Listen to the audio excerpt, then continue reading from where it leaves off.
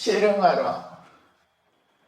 ဗုဒ္ဓဘာသာလို့မခေါ်ဘူးဥပတကဥပတိကလို့ဒီသုံးကိုသုံးတယ်နော်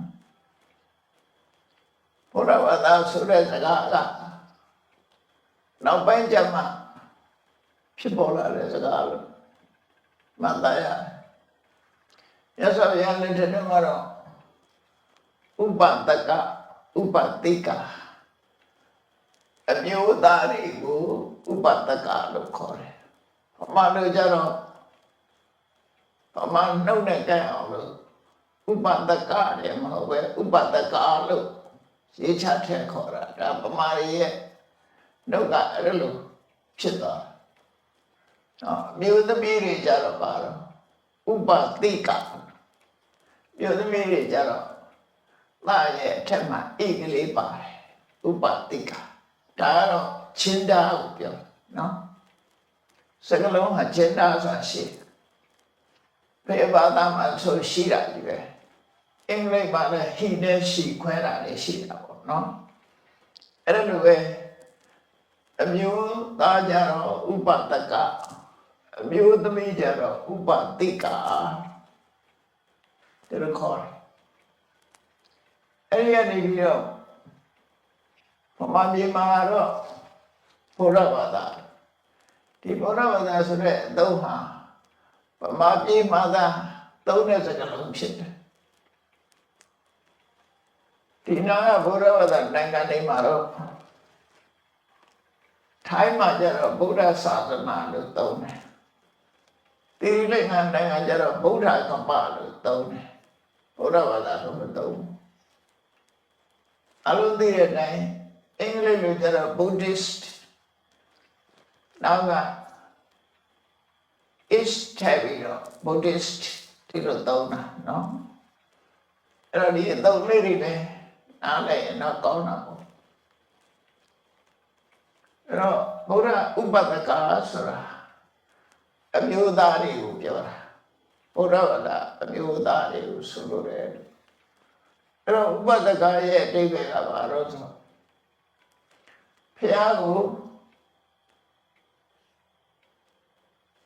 စိတ်ကကိုယ်ဝေသူလို့အဓိပ္ပာယ်ရတယ်ကိုယ်ဝေသူဆိုတဲ့အဓိပ္ပာယ်ကမြတ်စွာဘုရားရဲ့အဆုံးအမအတိုင်းနေထိုင်နေဘုရားရဲ့အဆုံးအမကိုလိုက်နာတယ်တရားနာငါရဲ့အဆုံးအမအတိုင်းနေလိုက်နာတယ်ဒီလိုအဓိပ္ပာယ်ရှိတယ်ဥပဒကရဲ့မူရင်းတဲ့အဓိပ္ပာယ်ကဘုရားတရားတန်ခါရဏသုံးပါးကိုစိတ်ကတ်သူစိတ်ကတ်တယ်ဆိုတာဩဝါဒခံယူတယ်ဆုံးမဩဝါဒတိုင်းနာယူတယ်ဆိုတဲ့အဓိပ္ပာယ်လောက်တာနော်အဲ့ဒီအဓိပ္ပာယ်ရှိအဲ့တော့ဘုရားဘာသာဆိုတဲ့ဘုရားဥပဒကတွေမြတ်စွာဘုရားလက်ထက်ကဘုရားဘာသာမှာ society လို့ခေါ်တဲ့ဗုဒ္ဓရဲ့တတိတဝကအဖွဲ့အစည်းဟာ၄မျိုးရှိတယ်ပါဠိလိုဘိက္ခုဘိက္ခုနီဥပဒကဥပတိကဘိက္ခုဆိုတာသာသနာတော်မှာဝင်ရောက်ပြီးတော့ယဟန်ပြုကြတဲ့အမျိုးသားတွေကိုဘိက္ခုလို့ခေါ်တယ်အမျိုးသမီးတွေကြတော့ဘိက္ခုနီလို့ခေါ်တယ်ဒါလည်းချင်းတာနဲ့ခေါ်လိုက်တာနော်ချင်းတာကြောင့်ခွဲလိုက်ဘိက္ခုဘိက္ခုနီသာသနာ့ဘဝနာမဟုတ်ဘဲနဲ့လူ့ဘကြောင့်ဘဝမှာနေတာလေကြတော့ဥပဒကဥပတိကအဲ့ဒီသုံးလုံးဟာမြန်မာလူမျိုးတွေရဲ့နှုတ်ထဲမှာများတော့မတက်ပဲနဲ့ဘုန်းကြီးတွေရဲ့နှုတ်ထဲမှာတော့တက္ကဒကမဆိုဖြစ်သွားတယ်တက္ကဆိုတာဒါယကပါဠိစကားပဲအဲ့ဒါဒါယကကိုချုံလိုက်တဲ့အခါတက္ကဖြစ်သွားအမှန်တော့ဒါယကဆိုတာပါဠိပြည့်စုံဖြစ်တယ်ဒါယကအမျိုးသားတွေကဒါယကအမျိုးသမီးတွေကဒါယိက ခုနဥပဒကနဲ့ဥပတိကလို့ဒါယကဒါယိကဒါအတိပ္ပယ်ပါလို့ဆိုလှူဒန်းသူဆိုတဲ့အတိပ္ပယ်ရတယ်တော့ဘုရားပြေမှာတော့လှူဒန်းများလို့ဓမ္မရဲ့ဘုန်းကြီးတွေကလည်းဥပဒကဥပတိကလို့မခေါ်ဘဲနဲ့ဒါယကမှဖြစ်သွားတယ်အဲ့ဒီမဆိုတဲ့စကားလုံးထဲတာဒါကတော့ဗမာစစ်စစ်ပဲအားလုံးကြားဦးရတယ်မဟုတ်လားကလေးကျောင်းကြီးကျောင်းသားတွေလည်းအကုန်လုံးကြားဦးကြတယ်ဒီမြန်မာလူမျိုးတွေရဲ့ origin ကတိဘက်တူဘာမင်းလို့ခေါ်တယ်နော်တိဘက်တူဘာမင်းကနေပြီးတော့ဆင်းသက်လာပြီးမာလူမျိုးတွေအဲ့ဒီတိဘက်ဘာသာမှာလည်းသူတို့ဘာသာစကားမှာအမျိုးသမီးကိုတော့မဆိုတာထည့်ခေါ်လို့ရှိတယ်နော်ဘေကုဏီမဥပဒကဥပတိကမဒါပေမဲ့အမျိုးသမီးကြတော့အမျိုးသမီးမလို့တော့မပါဘူးနော်အဲ့မထည့်ပြီးတော့သုံးနဲ့အသုံးနှုန်းဟာတိဘက်မှာလည်းရှိတယ်မြန်မာလူမျိုးတွေရဲ့ဘာသာတရားစကားချင်းဆက်နွယ်ပြီးတော့အခုလိုလူမျိုးတည်တည်ဟာပြတ်သွားလာတာဆိုတော့ဒါတော့တမန်ကြီးလာတဲ့ပုဂ္ဂိုလ်ရဲ့လက်ခံထားတယ်ပေါ့နော်အဲ့တော့ထင်ရှားသည့်ဘုရားဥပဒကများဘုရားကိုကိုယ်ပဲစိတ်ကတဲ့မြတ်စွာဘုရားလက်ထက်ကထင်ရှားတဲ့ဥပဒကရဲ့အကြောင်းကိုဟောလိုက်ရတာဒီတစ်ခါ9ဦးမြောက်ဥပဒကအကြောင်းဟော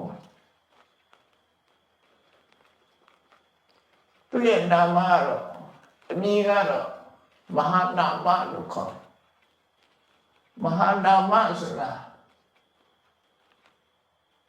တာဂိဝိမျိုးတွေရတယ်အာဂိဝင်းဆိုတာဟိမနန္တော်မှာခဏခေတ်တော့ဒီဘောနိုင်ငံမှာအဲ့ဒီတာဂိဝင်းအကျွင်းကြံနေရှိသေးခဏတိအောင်တို့ကတက်ကြလူမျိုးဆိုတာရှိတယ်တက်ကြကိုသူတို့ကအတန်နဲ့ဆိုရင်စက္ကယဝိရခိုင်နဲ့ခတ်ဆက်နေပေါ့နော်ဗမာတော့ကာယပင်ကိုကြားလို့ပဲဖတ်တယ်ရခိုင်ကြတော့ကာယပင်ကြကာယပင်ကြတော့ကရဖြစ်တယ်ရခိုင်နဲ့ခတ်ဆက်နေတယ်နော်သူတို့ကြတော့စက္ကယလို့ခေါ်တယ်ဗမာပဒံဘီနဲ့ကြတော့တက်ကြပေါ့နော်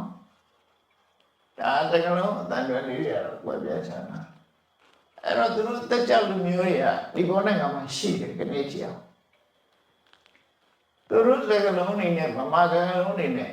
တူညီမှုလေးတွေရှိတယ်ဘာသာတူတော့ဆိုရင်တော့လာဆိုတယ်ဘေကုန်းလေးမှာလာဆိုတာလေးတော့တူတယ်နော်အဲ့ဒါပဲကြည့်အောင်ကူးဆက်သွားတော့ဆိုမလေးရှားတို့အင်ဒိုနီးရှားတို့ကရောက်သွားတာโอเคလားယူကိုလားဆိုဖြစ်ကုန်လူများနဲ့တွေ့ရင်မင်းโอเคလားနောက်လာပါသွားမလားဆိုယူကိုလားဟိုမှာလည်းအဲ့ဒီလိုလားလေးတွေနဲ့ထည့်ပြီးတော့ပြောလို့ရှိတတ်ကြအဲ့တော့လူမျိုးတွေဟာရုပ်ချင်းကြည့်လိုက်ရင်လည်းတော်တူတယ်တချို့ထင်ကြတယ်တချို့ပကြီးဆရာတွေကလည်းဖះကိုအိန္ဒိယကလားလေးပုံဆွဲတယ်ကလားကတော့သူတို့ကလားခေါ်တယ်ဆိုသိကြမှာသိမှာနော်ကလားပုံဆွဲတယ်အမှန်တော့ဖះကဖះတရားကျင့်တာတို့ဖះဖြစ်တာတို့အိန္ဒိယမှာဖြစ်တာမှန်တယ်ဒါပေမဲ့အိန္ဒိယသားမဟုတ်ဘူးခုခေတ်ပြည်ကိုလည်းပြောတာအိန္ဒိယသားမဟုတ်ဒီဘောနိုင်ငံသားဒီဘောနိုင်ငံသားတွေအဲ့တကယ်လူမျိုးတွေကဘယ်သူနဲ့တူလို့ဆိုဗမာတွေနဲ့တူတယ်ရုပ်တူတယ်ဗမာတွေအတိုင်းပဲဒီနာကတဝိုက်ကလူတွေကရုပ်အဆင်းတူကြတယ်။အိုးဒီပြောရဆိုလို့ရှိရင် Chinese to Japanese to Korea တို့ဘာလို့ထည့်ပြီးပြောမယ်ဆိုရင်တော့ဒီ ဒီအာရှနိုင်ငံသားတွေကရုပ်ကဆင်းနေတော်တော်လေးခါလေးမှားတဲ့လူတွေမှာ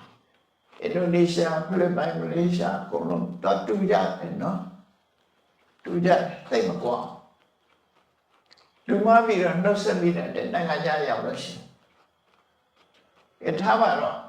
ဗမာလူမျိုးတွေရဲ့ရုပ်နဲ့တူတယ်လို့ဒီဘောလူမျိုးတွေကစကားလည်းနဲ့တူတယ်အဲ့တော့မြန်မာတွေကသမိုင်းတွေမှာရှေးတုန်းကရာဇဝင်စာအုပ်တွေမှာရေးတယ်ပြီးတော့လွတ်လပ်ရေးဘုရားခင်ခေတ်ကကြွေးကြော်ကြတယ်တာဂိမျိုးဟိဒုဗမာဆိုပြီးတော့နော်ကြွေးကြော်ကြတကောင်ပြီးရစား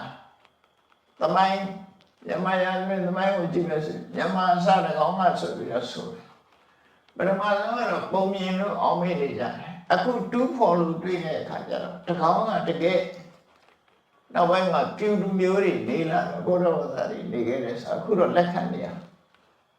နောက်ဆုံးမှအဲ့တမိုင်းထဲမှာဒေါက်တာလူစ်တို့ကစပြီးလက်ခံအခုဒေါက်တာလူစ်သိသွားမလားမသိဘူးမသိသေးလို့ရှိရင်အခုသူကဒါလက်ခံတော့ဘာလို့တူးဖော်လိုက်တဲ့အခါကျတော့တကောင်ရဲ့အခုနောက်ပိုင်းတူးဖော်မှုတွေကြောင့်မလို့တကယ်မျိုးပြတီးထောင်ပြီးပြူလူမျိုးတွေနေခဲ့တယ်ဆိုတာတကယ်သိချသွားတယ်ခုအပိုင်းထောင်ထားတွေရှိလာတယ်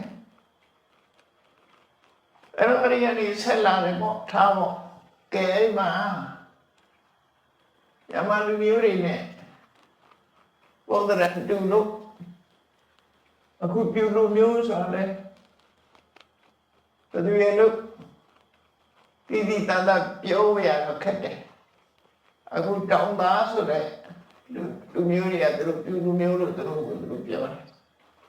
အဲ့တော့ပြူလူမျိုးတွေပြောက်သွားတာတစ်ချိန်တော့အမှန်တမ်းရင်ကျေးတယ်ပြူရင်ကျေးမှုအဖွဲ့ဟာတရုတ်ပြည်ကိုသွားမှုတယ်ဆိုတော့တရုတ်ပြည်မှာမှတ်တမ်းရှိတယ်အဲ့တော့ဗမာပြည်ရဲ့လူတွေကတော့အားလုံးကရုပ်တူပါပဲချင်းနေဆိုရင်မျက်နှာပရဲထိုးလို့ရုပ်ဆိုးတာဒီတိုင်းနေလို့ရှိရင်ဗမာရုပ်တည်ပဲနော်ကိုယ်သက်ဆင်မှုကြောင့်ကွဲပြားကုန်ကြတယ်ချိုးရတယ်အဲ့လိုအမင်းကြောင့်ကအလွန်ရှိလျားတော့မြန်မာလူမျိုးတွေနဲ့ဆက်နွယ်မှုရှိတယ်ဆိုတာတော့ဒါလက်ခံရမှာပဲ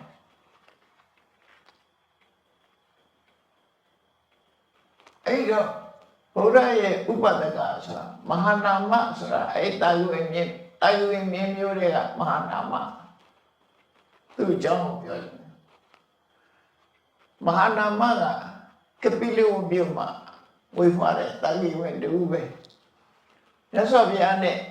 ညီကိုဝမ်းခွဲတော်တယ်အဲ့ဒီကမြတ်စွာဘုရားရဲ့ခမည်းတော်နဲ့ဘယ်တော့အာရုံသိကြလိမ့်မယ်ခမည်းတော်ကသုတ်တော်ရဏဘယ်တော့မဟာပါယဒေဝီဆိုပြီးတော့အဲ့မှာသုတ်တော်ရဏနဲ့ညီကိုတွေကအလုံးပေါင်းလိုက်ကြတော့ညီကိုက9ယောက်နှမက2ယောက်ရှိတယ်ဘုရားမျိုးလို့ဆိုပါတော့နော်ဒီဘုရားဝဒဘုရားကကောင်းငယ်ဆင်းလာတဲ့ကောင်းမဟုတ်ဘူးတခြားဘာသာတွေနဲ့တူလူသားတွေကနေပြီးတော့ဖျားလို့ပြောတာတော့ကောလို့ပြောတာမဟုတ်ဘူးဖျားဆိုတဲ့အဓိပ္ပာယ်ကဝရမြင့်မြတ်သူတို့အဓိပ္ပာယ်ရတယ်နော်ဝရဆိုတာနေလားအသိဉာဏ်ရှိတဲ့ပုဂ္ဂိုလ်မြင့်မြတ်သူဆိုတဲ့အဓိပ္ပာယ်တခြားဘာသာတွေကတော့ကောဆိုတာကောင်းတယ်ကောကိုလူတွေတွေ့ရလားဆိုလူမှမတွေ့ရ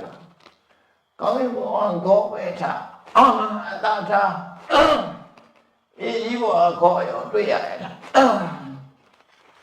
တကယ်တော့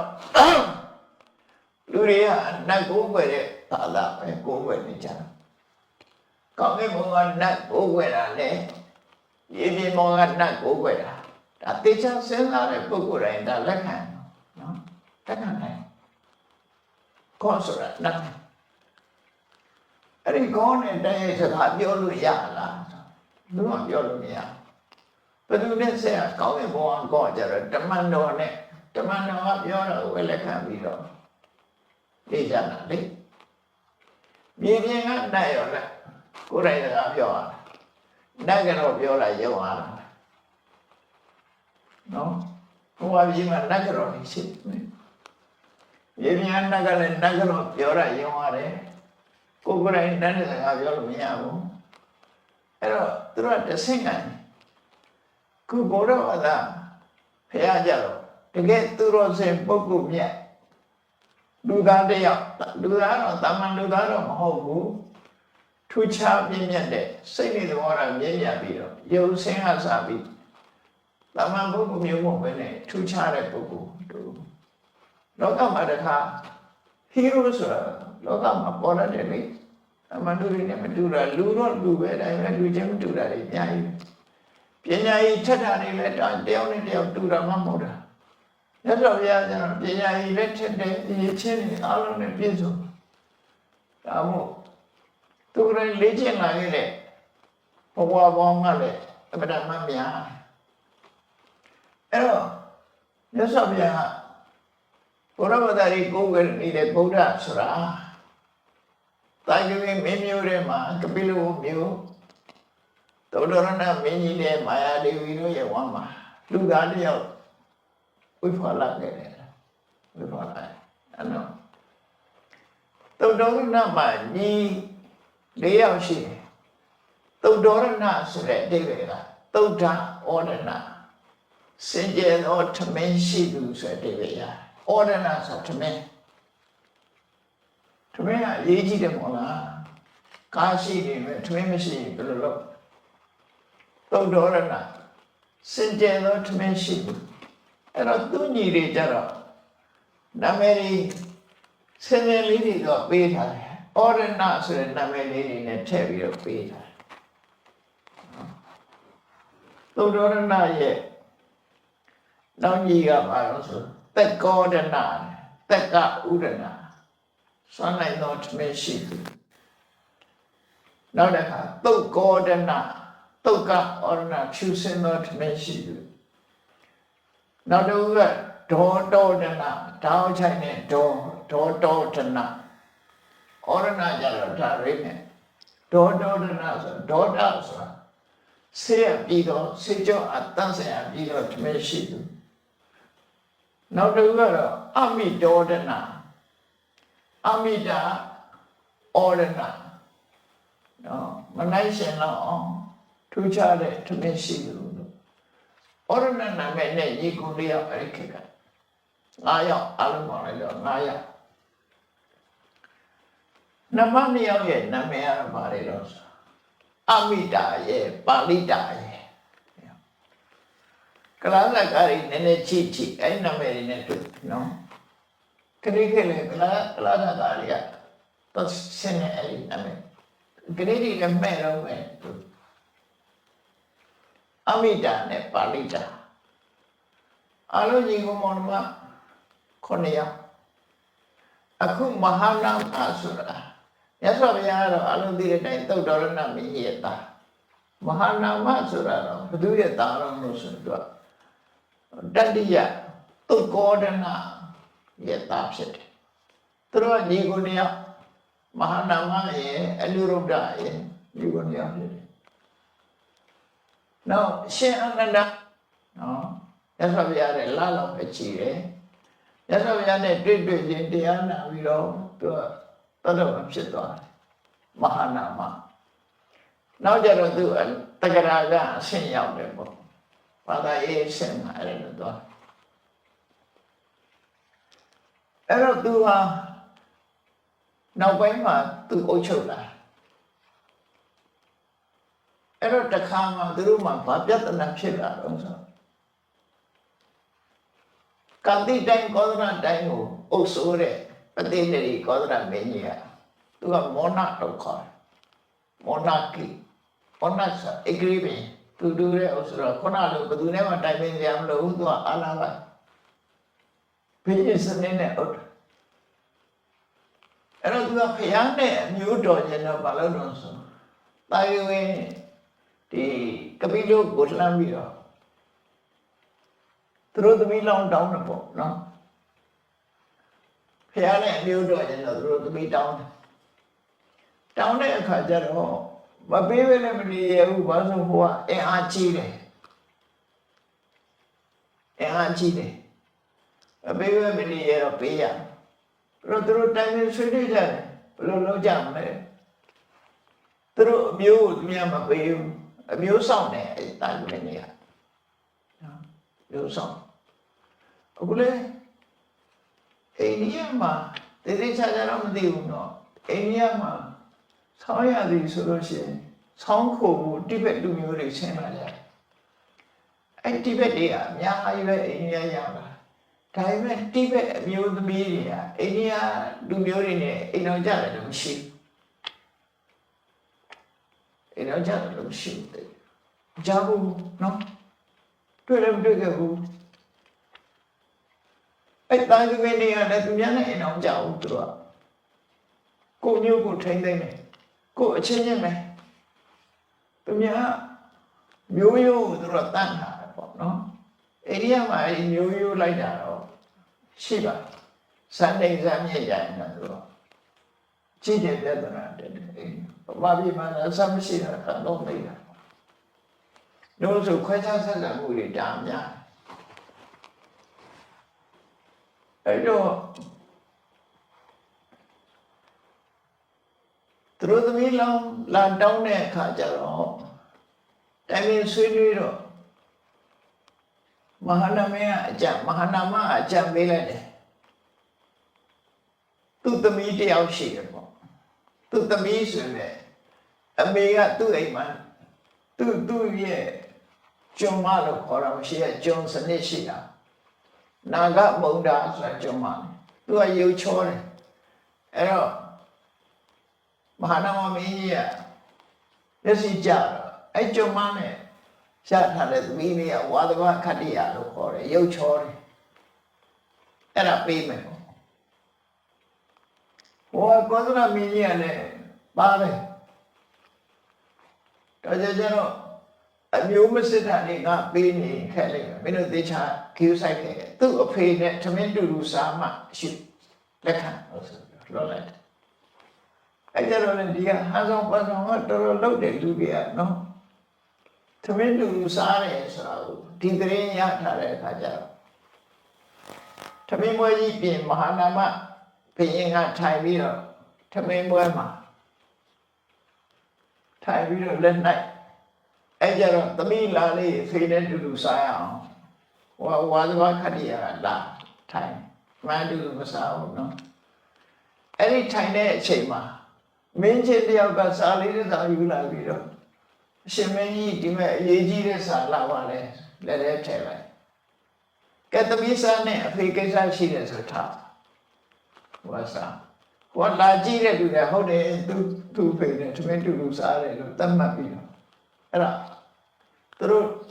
လှဲလိုက်တယ်သူတို့အောင်သွားတယ်ပေါ့နော်ကောသလမင်းကြီးကသဘောကျပြီးယူသွားတယ်အဲ့သဘောကျပြီးယူသွားတဲ့ဝါသဘခတ္တိယကမွေးတဲ့မင်းသားကဝိတတုပလို့ခေါ်တယ်နောက်ဆုံးတာယဝမင်းလေးကိုတတ်တာသူပဲတာယဝလူမျိုးတွေနောက်ပိုင်းကျတတ်ပြီစိတ်နာ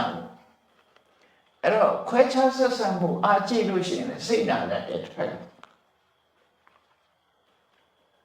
အဲ့ဒါလည်းနေတော့အကုန်မပြောတော့ဘူးနော်နောက်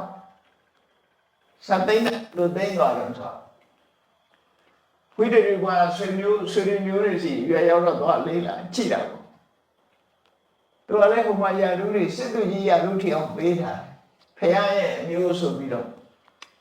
မဟာနာမရဲ့သားတော့ဟုတ်တာသမီးတော့ဟုတ်တာပေါ့တချမ်းပေါ့အဖေဘက်ကမဟုတ်ဘူးအဖေဘက်ကတော့အမျိုးစစ်တယ်အဲ့တချမ်းနဲ့ပေးထားတယ်ကောသလမင်းကြီးကသူ့ကိုစစ်သူကြီးယာရုထီအောင်ပေးထားတေလာတေချုပ်ဆိုအဲ့တော့သူကဆွေမျိုးတွေသွားပြီးတော့ဆုံးတဲ့အခါသူ့ကိုရှိခိုးမဲ့လူတယောက်မှမရှိဘူးသူကကြီးပဲရှိခိုးရတယ်လာလို့ရတယ်အကုန်လုံးသူ့ရဲ့ငယ်တဲ့ဟာတွေတော့လွတ်လိုက် သူ့ကြီးတဲ့လူတွေကပဲသူအဲ့ခံလိုက်အဲ့ခံရင်လာဦးသူတို့နောက်ဆုံးမှဘာလုပ်တော့ဆိုအဲ့ဒီဝိတ္တုကထိုင်သွားတဲ့နေရာကိုကျုံမလုပ်တဲ့ပုဂ္ဂိုလ်ဆဲပြီးတော့ဒါဝါသဘခတ္တိယကျုံမသာထိုင်သွားတဲ့နေရာဆိုပြီးတော့ဆေးကြောသုတ်တင်တာလက်နဲ့မေးလို့ပြန်လာတဲ့စစ်သားတယောက်ကကြားတော့ဟာဝါသဘခတ္တိယကျုံမဆိုပါလားဝိတ္တုကလည်းကျုံမသားဆိုပါလားအမျိုးမစစ်ဘူးဆိုသူတို့ခေတ်ကအမျိုးမသိတာမဟုတ်တာနော်အဲ့ဒါကပြန်တော့ဝိတ္တုကနာကြည့်တော့ရသော်ရလည်းတက်တော်80ရောက်ကောသလမင်းကြီးကလည်းတက်တော်80ဖះနဲ့သူကအသက်တူတူပဲကောသလမင်းနဲ့မြတ်စွာဘုရားနဲ့တက်တယ်အဲ့ဒီအသက်80ပြည့်တဲ့အချိန်မှာတက်80ရဲ့ရောက်တဲ့အချိန်မြတ်စွာဘုရားလည်းတက်80ဖြစ်နေပြီအဲ့ဒီအချိန်မှာမဟာနာမမင်းကအဲ့ဒီကပိလောမှာသူအဆိုတာအဲ့ဒီမှာဝိတ္တုပါကအခဲမကြည့်ဘယ်အနေပြဿနာဖြစ်ကြုံဆိုကောသလမင်းကြီးကမြတ်စွာဘုရားကိုသွားတွေးပြီးတော့စကားလေးအာရပါရပြောအဲ့ဒီပြောတဲ့အချိန်မှာကောသလမင်းကြီးပေါ်မှာနာချီထားတဲ့စစ်သူကြီးကသူ့ရဲ့ဦးလေးဖြစ်တဲ့ဗန္ဓုလကိုစစ်သူကောသလမင်းကြီးကတပ်ပြလိုက်အဲ့ဒါအတွက်အခဲမကြည့်ဘူးဒီကကာရဏဆိုတဲ့စစ်သူကြီးကသူ့လက်ထဲမှာမင်းမြောက်တဲ့နာဝထည့်ပြီးတော့ကောသလမင်းကြီးကသူ့တယောက်တည်းဖះနဲ့တော့တွေ့ဖះနဲ့စကားကောင်းနေတဲ့အချိန်မှာအဲ့ဒီစစ်သူကြီးကအာနာသိမ့်နိုင်အာနာသိမ့်ပြီးတော့ဝိတ္တုပကိုပြောတာမင်းသားပြန်ညမယ်ဆိုတော့သူခမည်းတော်ကြီးရောခမည်းတော်ကြီးမမေးမနေနဲ့မင်းသားတိုင်းပြည်အုပ်ချုပ်မင်းလုံးမလားမလုပ်ဘူးလားဆိုတော့ဟိုလည်းခေါင်းငိမ့်လိုက်တော့အဲ့ဒါနဲ့တိုင်းပြည်ပြန်သွားတယ်အာနာသိမ့်လိုက်တယ်အဲ့တော့ဒီဘုရင်ကြီးကအသက်ကလည်း80ရှိနေတယ်သူ့အတွက်မြင်းတစ်စီးနဲ့အမျိုးသမီးတယောက်ပဲခြံထားတယ်ကျန်တာသူတို့တက်ကြီးခောက်ပြီးပြန်သွားကြအဲ့ဒီမှာအာနာသိမ့်ခံဘာလို့လဲဘုရင်ကြီးကပင်ပန်းပြီးတော့အဇာတသက်ရဲ့အကူအညီနဲ့ပြန်တိုက်မယ်ဆိုပြီးတော့ရာဇဂိုသွားတာပင်ပန်းပြီးတော့မြို့ပြင်မှာပဲညအိမ်ရဆုံးသွားအဇလန်အဲ့လိုနော်ဆုံးသွားတော့ဝိတ္တုပါခဏအခဲမကြည့်တော့တိုင်ဝင်မင်းတွေကိုတတ်မယ်ဆိုပြီးတော့လာပထမတစ်ကြိမ်ဒုတိယတစ်ကြိမ်ဖះနဲ့တွေ့တော့ပြန်တဲ့သွားနောက်ဆုံးတတိယတစ်ကြိမ်တော့ဖះနဲ့မတွေ့ဘူးဖះနဲ့သက်80ရှိနေပြီတိုင်ဝင်တွေကိုကျွတ်ကျော်စစ်ပွဲဆင်နေပြီတိုင်ဝင်တွေအကုန်တတ်ပြတာအများကြီးသိသွားတိုင်ဝင်မင်းတွေကိုတတ်တာအဲ့ဒါခုနခွဲခြားဆက်ဆံမှုရဲ့အကျိုးဆက်လို့လည်းပြောနိုင်တယ်တနည်းအားဖြင့်တော့တိုင်ဝင်မင်းတွေရဲ့အတိတ်ဘဝကလုပ်ခဲ့တဲ့အကုသိုလ်ဆိုတာလည်းပါတာပေါ့နော်တိုင်ဝင်နေတော့တည်သွားတယ်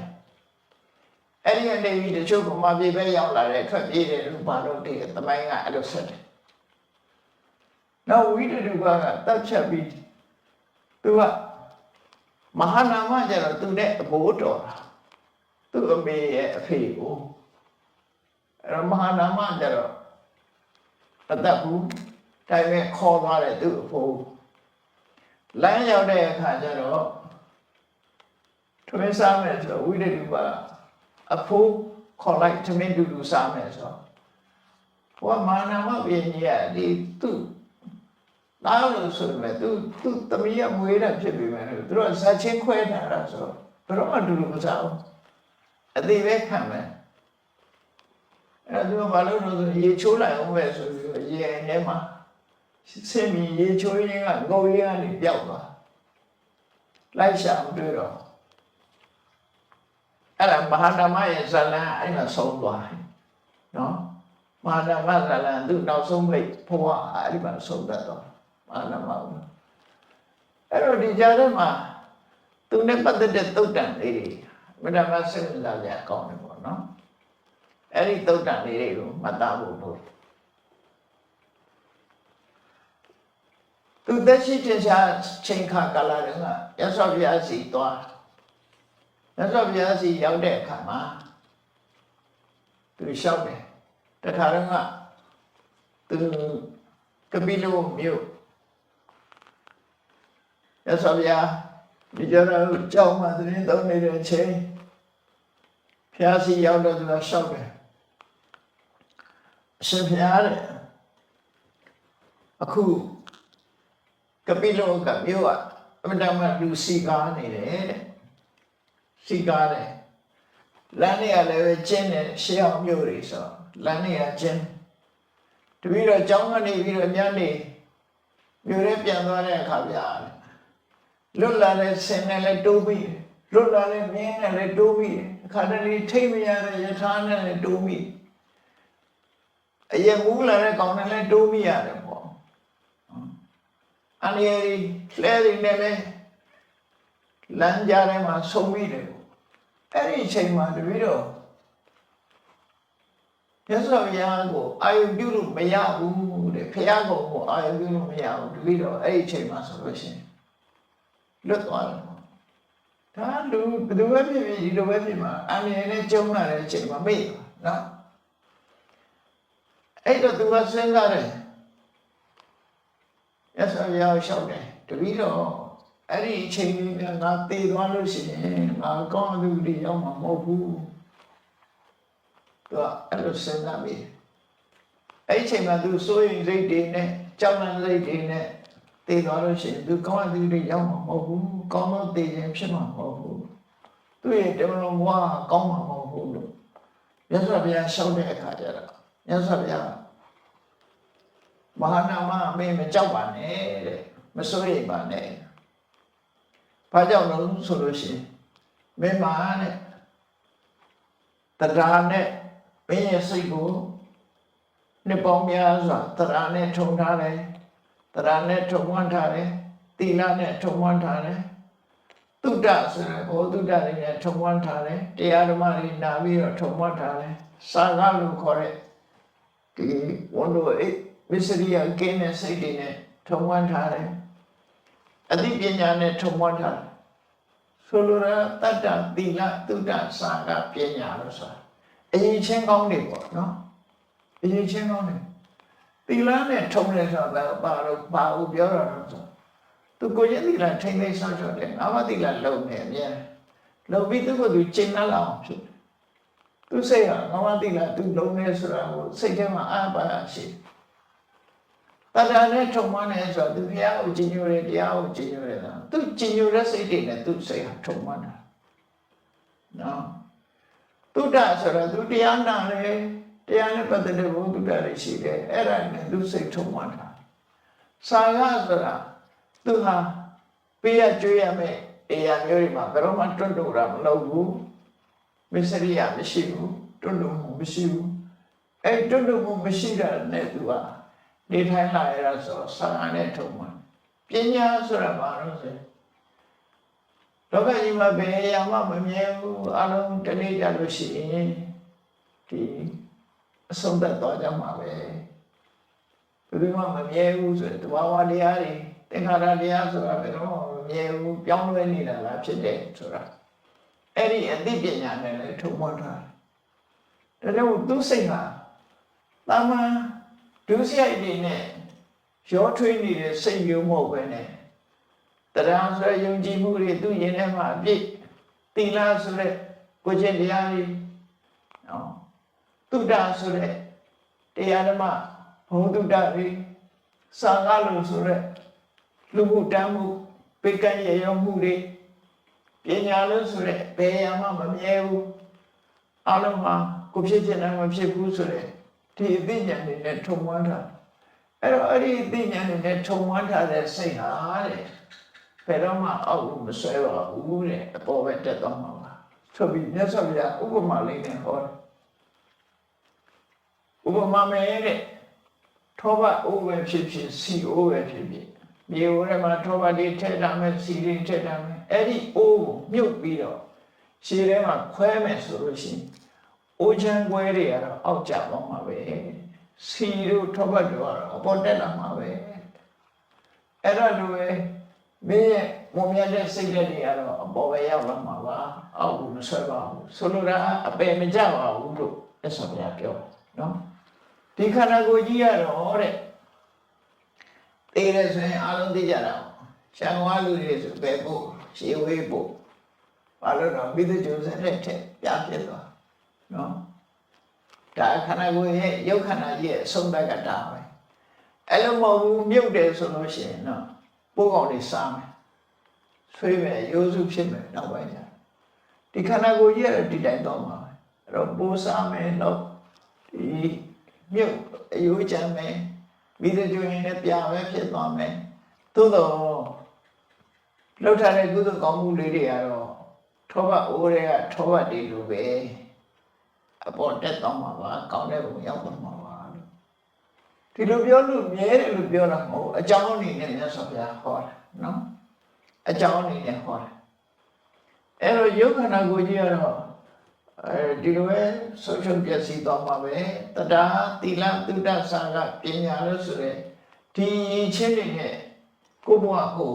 ထုံမွမ်းထားမယ်ဆိုလို့ရှိရင်အဲ့ဒီထုံမွမ်းထားတဲ့စိတ်တွေကဘဝကောင်းတစ်ခုဖန်တီးလိုက်မယ်ဖန်တီးပေးမယ်အပေါ်ရောက်သွားမယ်ရသော်ဗျာ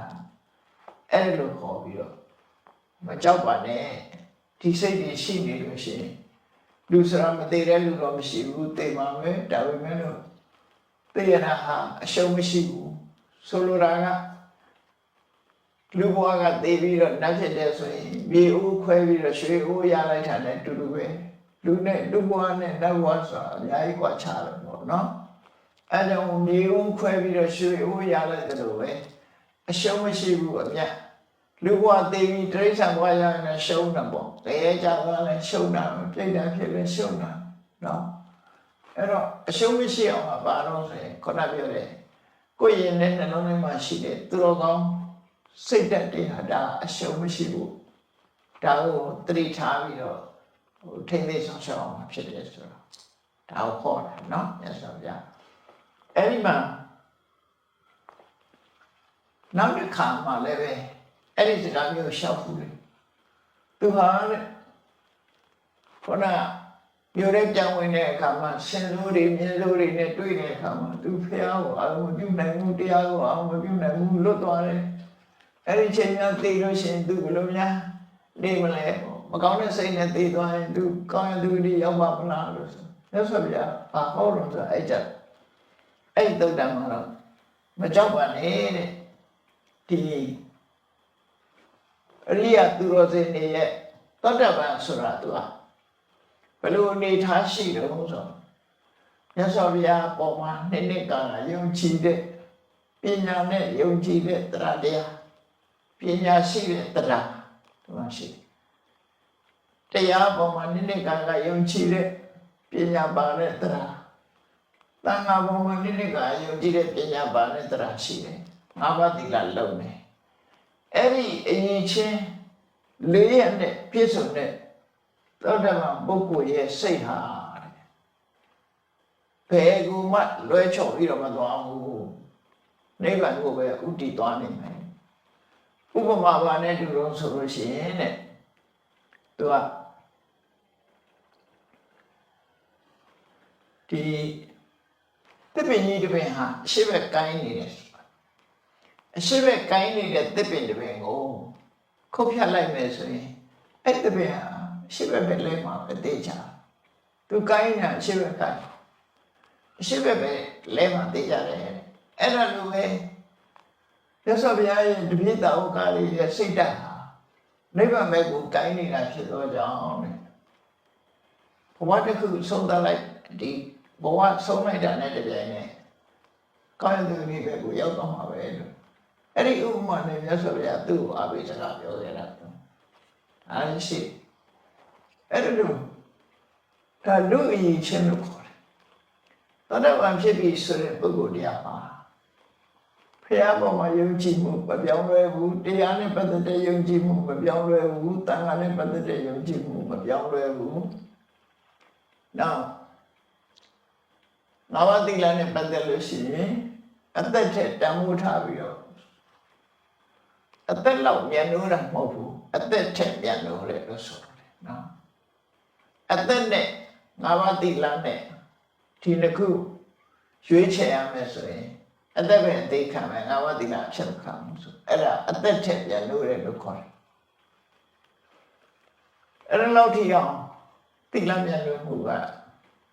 ပြစ်ထန်တယ်လို့ဆိုအဲ့တော့ရိယသူတော်ကောင်းဖြစ်သွားပြီဆိုရင်အဲ့ဒီရည်ချင်းလေးရက်နဲ့ပြည့်စုံနေတဲ့ပုဂ္ဂိုလ်မှာဘယ်တော့မှ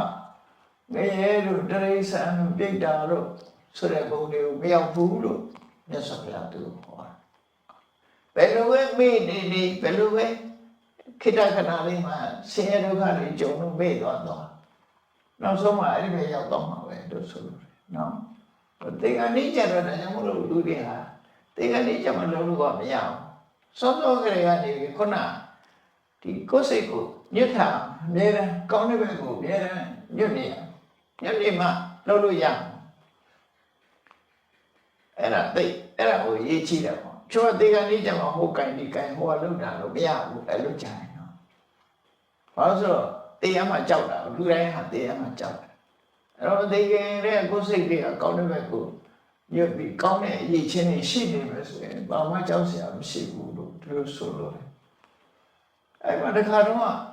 ဟာနာမဆိုတဲ့ဥပဒကမြတ်စွာဘုရားနဲ့တွေ့တယ်ရှောက်တယ်ရှင်ဘုရားတဲ့တပည့်တို့ဒီမြတ်စွာဘုရားရဲ့အဆုံးအမကိုသိရှိပြီးဥပဒကတရားအနေနဲ့ဘယ်လိုနေရမလဲတဲ့နေထိုင်တာဘယ်လိုနေရမလဲသူမေးတဲ့မိကုံးလေးတွေကဒီဘုရားဘာသာလေးတွေတန်ဖိုးရှိတဲ့မိကုံးပေါ့နော်ဘယ်လိုနေရမလို့ဆိုတော့မြတ်စွာဘုရားကမိမိကုံကောင်းတယ်ဒီလိုမေးတာတော်တော်ကောင်းတယ်မေးဖို့ရတာဝမ်းသာပဲဆိုပြီးတော့မြတ်စွာဘုရားဖြေ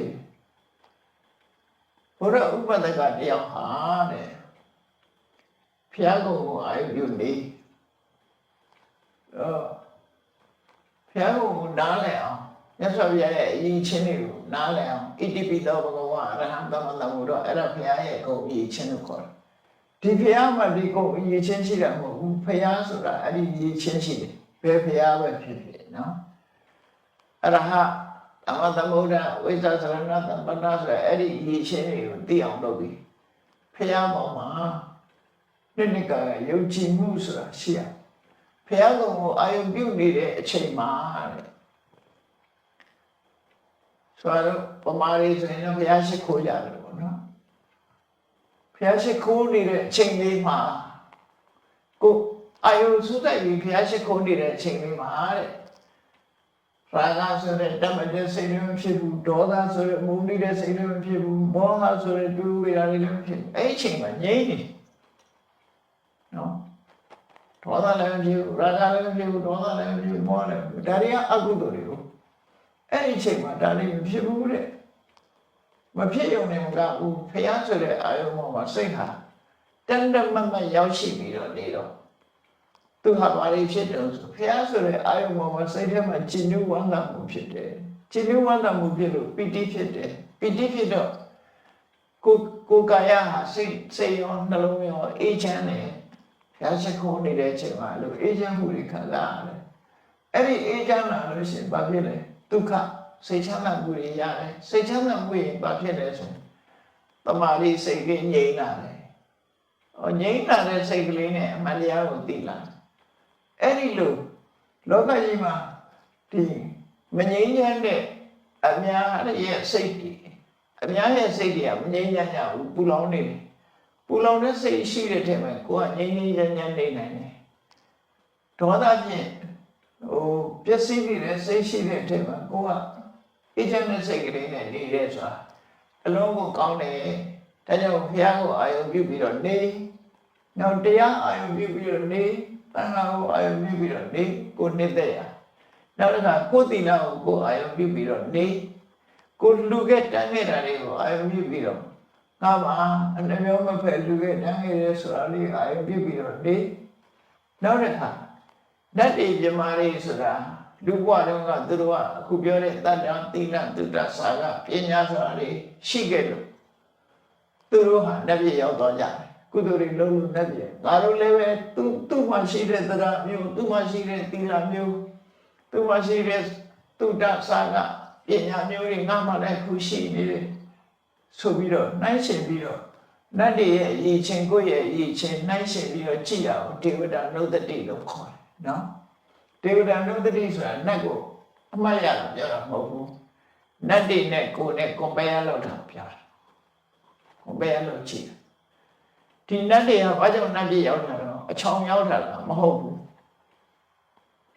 ငါအခုရင်ထဲမှာဖြစ်နေတဲ့တရားသီလသုဒ္ဓဆာကပညာဆိုရင်ဒီချင်းတွေကြောင့်သူတို့ရောက်တယ်ငါမှအခုအဲ့ဒီချင်းတွေရှိတယ်ငါရတော့တယ်ဆိုဝန္တာပီတိဖြစ်နေအောင်တော့အဲ့ဒီလိုလုပ်ပြီးနေဖို့ရသော်ဗျာဟောအဲ့လိုဘုရားတရားတန်ခါရဏသုံးပါးနဲ့ကိုယ့်ရဲ့သီလစာကကိုရှိတဲ့အရေးချင်းနဲ့ရှိတဲ့အရေးချင်းနဲ့နိုင်ရှင်တွေ့တော့ဆင်ញင်သုံးသပ်မှုကဘယ်ချိန်လုံးမှာတော့ဆိုမင်းဘယ်ချိန်ပဲဖြစ်ဖြစ်တွိုင်းလဲလို့နော်အေးရတယ်လျောင်းရင်လည်းလို့နောက်ဆုံးမှာလုပ်ငန်းခွင်မှာလည်းလို့လို့ရုံတက်ပြီးတော့ရုံမှာအလုံးလုံးနေတယ်ဆိုရင်အဲ့ဒါတတိယဘယ်ချိန်မှာပဲဖြစ်ခွင့်သာတဲ့ချိန်တွေမှာကိုယ်စိတ်လေးကိုအဲ့ဒီဘက်ကိုညွှတ်ပြီးတော့တတိယကုသိုလ်ရဖို့ရအတွက်အချက်၅ချက်အချက်၄ချက်ရှိကိုရှိရမရှိမရလူဆိုတာကုသိုလ်ဖြစ်ဖို့ရအတွက်တမင်လုံးဝဖြစ်တယ်အကုသိုလ်ကတော့သူကသူဖြစ်ပါလိမ့်မယ်အဲ့လိုလေးဖြစ်တယ်အကုသိုလ်နော်အကျင့်ကြီးပါနေတာခေါ်ရွကျိုးတာအဲ့တော့ကုသိုလ်ဖြစ်ဖို့ကြတော့ဘာလို့နံပါတ်1ငါကုသိုလ်စိတ်သာဖြစ်ရမယ်အခြားစိတ်မဖြစ်စေရဘူး determination ဆုံးဖြတ်ချက်ချတာငါစိတ်ထဲမှာကုသိုလ်သာဖြစ်ရမယ်ဥပမာဆိုတော့ငါလူမြင်တိုင်းဘယ်သူမှဒေါ်လာမဖြစ်မိအောင်နေမယ်မေတ္တာပို့ပြအောင်ပို့မယ်ဆိုတော့ဒါကုသိုလ်ဖြစ်အောင်လုပ်တယ်ခေါ်တယ်ကုသိုလ်ပဲဖြစ်စေရမယ်အကုသိုလ်ပဲဖြစ်စေရဘူးလို့ determination လို့ပေါ့နောက်ပြီးတဲ့အခါ inclination ကိုယ်စိတ်လေးကိုကုသိုလ်ဘက်ကိုညွတ်နေရညွတ်တာကုသိုလ်ဘက်ကိုကိုယ်စိတ်ကိုဒါကိုယ်စိတ်ကိုပြင်းတဲ့လေးတွေပေါ့နော် inclination ညွတ်တာမယ်နောက်တစ်ခုကတော့ attention အများအားကုသိုလ်ဘက်ကိုတတိယနောက်တစ်ခုကတော့အလေးအကျင့်လို့တဲ့ဆိုအဲ့ရတဲ့အများရှိခိုးမယ်ဘုရားမအဲ့ခင်အများရှိခိုးမယ်ဆိုအဲ့ဒီအလေးအကျင့်တစ်ခုလောက်ထားအဲ့ဒီလေးချက် determination inclination နော်နောက်ပြီးတော့ attention practice အဲ့ဒီလေးချက်ရှိမှကုသိုလ်ဆိုတာဖြစ်နိုင်တယ်အဲ့ဒါကိုကိုယ်လေးချက်ပေးကောင်းတဲ့ဘက်ကိုလေးချက်ကောင်းတဲ့ဘက်ကိုလေးချက်ပေးခြင်းအပြင်ကိုယ်ဟာကောင်းတဲ့ဘဝကိုကောင်းတဲ့အနေအထားရရှိလာမှာဖြစ်တယ်အဲ့တော့သူတို့ဖြင့်လေးချက်ပြီးတော့ကြည့်ပေါ့ကိုယ်ချင်းချင်းမှာတကယ်ချင်းပေါင်းသိနေတည်တဲ့ပုဂ္ဂိုလ်တွေတခါတလေကျတော့ကိုယ်တယောက်တည်းနေတဲ့အခါမှာစဉ်းစားကြည့်ပေါ့ဘယ်သူကိုမျက်နှာကိုမျက်စိထဲမှာဘယ်သူကိုပေါ်လာတယ်လဲကိုယ်တကယ်ချင်းပေါ်လာတဲ့လူဘယ်သူပဲပေါ်လာဖမ်းပြီးတော့မေတ္တာပို့ချမ်းသာပါလေစင်ပြေပါနောက်တစ်ယောက်ပေါ်လာချမ်းသာပါလေစင်ပြေပါပေါ်နေမှာပဲစိတ်တွေကတယောက်ပြီးတယောက်ပေါ်နေမှာပဲမပေါ်ပဲမနေနော်အဲ့ဒီပေါ်လာတဲ့ပုဂ္ဂိုလ်ကိုယ်နဲ့မတည့်တဲ့ပုဂ္ဂိုလ်ပေါ်နေရင်လည်းချမ်းသာပါလေစင်ပြေပါလေလို့ဖို့လိုတယ်တကွေးတွေ့မယ်တော့ကောင်းမလို့နဲ့အဲ့လိုမေတ္တာနဲ့အမြဲတမ်းအဆင်ပြေပါစေဆိုတဲ့စိတ်ကလေးကိုမွေးထားပြီးတော့အဲ့ဒီအလေးကျင့်လေးလုပ်လိုက်မယ်ဆိုလို့ရှိရင်ဒီအလေးကျင့်ကောင်းနေချောင်းသူဟာကောင်းတဲ့သူတွေကိုရောက်ဖို့ရမခဲရတော့ဘူးတဲ့အဲ့ဒီအလေးကျင့်တွေကိုလုပ်နေဖို့ကုသိုလ်ဆိုတာအဲ့ဒါပြောတာအဲ့ဒါလုပ်ဖို့ပြောတာလူမတမ်းမကုသိုလ်ရတာဒီလိုမဟုတ်ဘူးနော်ကိုယ်စိတ်တွေကိုပြင်ပြီးအကောင်းတဲ့ဘက်ကိုဒီလိုညှက်နေဖို့လိုတယ်စာသင်ရင်လည်းကောင်းတဲ့ဘက်နော်မေတ္တာပွားရမယ်အလုံးလုံးရင်လည်းမေတ္တာပွားရမယ်ဘာပဲဖြစ်ကိုယ်တကယ်ချင်းပေါင်းသိမြင်လိုက်တာနဲ့အတန်ကြားလိုက်တာနဲ့မေတ္တာပို့ပြီးသားဖြစ်အောင်လုပ်အောင်အဲ့ဒါလိုကျိုးစီးပွားလူလာတဲ့စိတ်နဲ့နေသွားမယ်ဆိုရင်ကိုယ်ရင်နဲ့နှလုံးထဲမှာအကုသိုလ်ဆိုတာနည်းသွားပြီးတော့ကုသိုလ်တွေကြီးပဲဖြစ်လာမှာပါအဲ့ဒီကုသိုလ်တွေကြီးဖြစ်လာရင်အမဲတွေပြောက်ပြီးဖြူတွေကြီးပဲရောက်လာရှုပ်ထွေးတဲ့အကုသိုလ်တွေအငြိအကျေးတွေလဲသွားပြီးတော့ဖြူစင်တဲ့ကုသိုလ်တွေကိုယ်မှစုပြီးသားဖြစ်သွား အဲ့ဒီလိုပုဂ္ဂိုလ်မျိုးဟာဘာမှစွဲကြမရှိဘူးထောပတ်ဦးကြီးခွဲလိုက်ရင်ထောပတ်တွေလိုပဲကိုယ်မှာဖြေပေါ်ပဲတက်လာမှာပဲလို့